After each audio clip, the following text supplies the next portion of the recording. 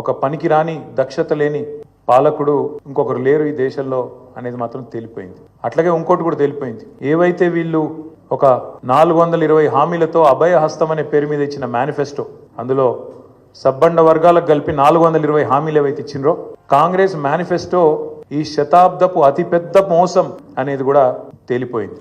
అట్లాగే కేసీఆర్ గారు చిల్కకు చెప్పినట్టు చెప్పిండ్రు తెలంగాణ సమాజానికి.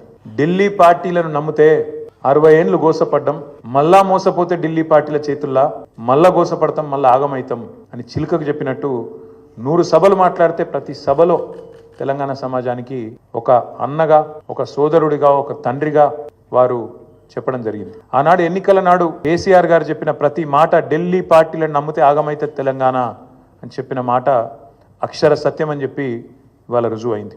ముఖ్యమంత్రి గారు మాట్లాడుతూ నన్ను ఎవరు నమ్ముతలేరు, అప్పు ఉడతలేదు, ఢిల్లీకి వెళ్తే దొంగను చూసినట్టు చూస్తుండ్రు, అపాయింట్మెంట్ కోసం పోతే చెప్పులు ఎత్తుకపోతాడేమో అని భయపడుతున్నారు.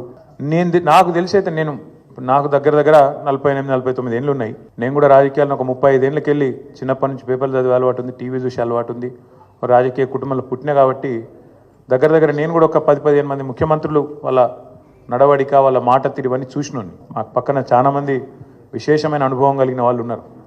కానీ బహుశా ఇంత దివాలా కోరు మాటలు మాత్రం బహుశా ఈ దేశ చరిత్రలనే ఏ రాజకీయ నాయకుడు కూడా మాట్లాడలేదు. ముఖ్యమంత్రి కాదు, ఏ రాజకీయ నాయకుడు కూడా మాట్లాడలేదు.